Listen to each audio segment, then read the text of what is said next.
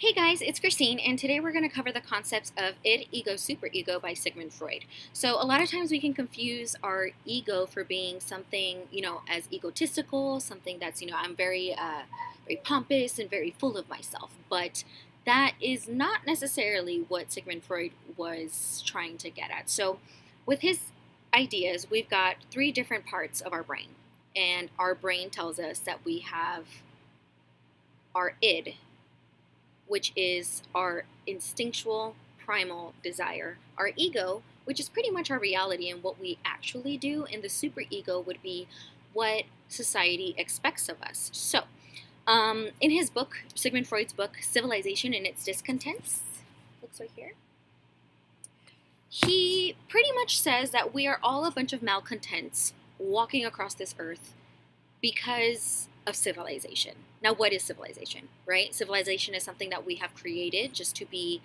um, more proper and moral and everything like this. So anything that we say, anything that we might consider rude, anything that, it's like bite your tongue, cross your legs, do things like this, we have to behave a certain way. If I want to punch someone in the face, I can't because society says no, right? So Sigmund Freud is basically saying that civilization and society we have created it is making us angry and upset, and we are all malcontents walking this earth. So civilization and its discontents, right? It's working against our primal nature. Now, primal nature, what does that mean? If we think back to primates, right, we can go back to and understand basic instincts and what we desire as humans, thinking about it in an animalistic form almost, right? So if you have a cat or if you have a dog, all they're going to really need to be okay, for the most part, is food, water, right? And what else? I don't know. There are several things that a dog needs, like love and care and all this stuff, but that's not necessarily a priority. The thing is to preserve the body, right? So the puppy might need food, water, and that's pretty much it to survive. But if the species as a whole wants to continue, then it's going to need to have a form of argument. It's going to need to be able to fight, to protect. It's going to need to be able to produce and procreate more of its species. So, for example, in our primal state as human beings, all we need is three things: to eat, to fight, and to procreate. So, why? We need to eat and drink water to preserve our bodies so that we can literally physically survive. And we need to fight to protect our land, to protect what is ours, what belongs to me. So if I'm a caveman and I go and I kill a bison and everything, and it took me a really long time, lots of hard work, and I go and I'm trying to, bring it back to my little cave hole thing, whatever. If some other caveman comes along and tries to steal my bison, no, definitely not. Or if a monkey, or if, I don't know, a shark somehow just like came out and just tried to like eat my bison, like, no, it's my bison, right? So I am going to fight you to protect what is mine because I got this for me. Essentially, what I am doing is protecting what belongs to me because the bison is food. It is going to feed me, it's going to nourish me, and I am going to continue to survive physically. Without this bison, I cannot survive. So by not fighting, I'm allowing someone to essentially kill me, in a sense. So this is all a means of self-preservation, okay? And procreation, that is basically to carry on our species. It's very, very natural to want to have your own seed, especially, in a man and a woman, all these things. It's like we want something that is ours, but is also going to continue on our species.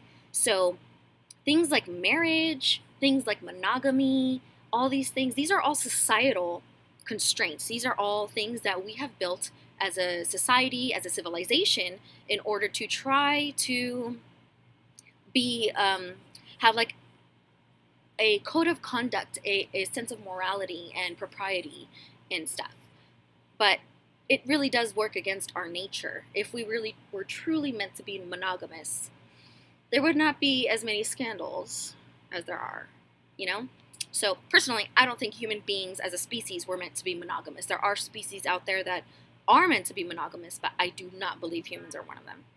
So, in a nutshell, we need to eat, we need to fight, and we need to carry on our seed, in order to do those three things. This is what we call our id. This is our primary, basic primal instinct to protect, preserve, and have. So, part of the whole fighting thing, maybe I get angry. Maybe somebody comes and let's just say I'm standing in line at the DMV or something, and some person is,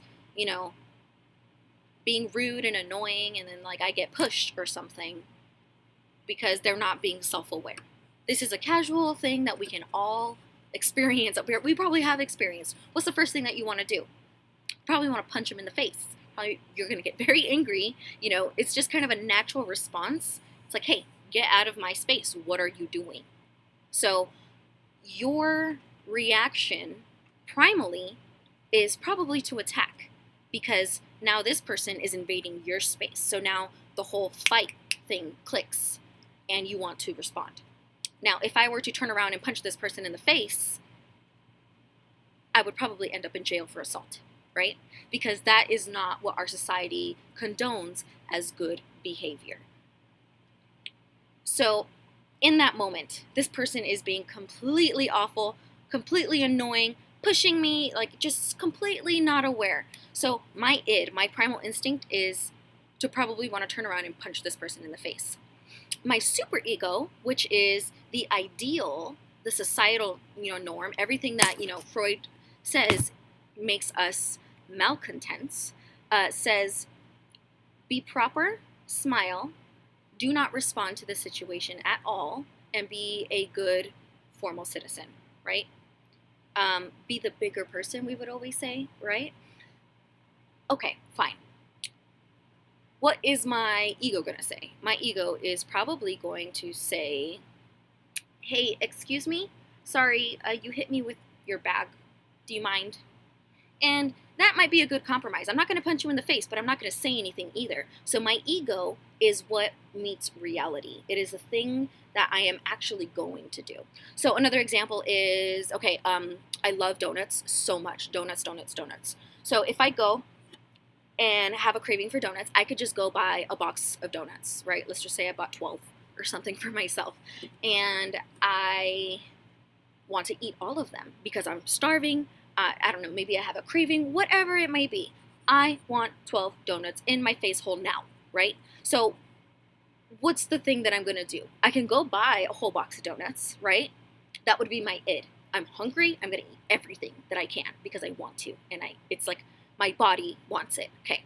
My superego would tell me, no, you can go have a salad. You can have some carrots and some water, right?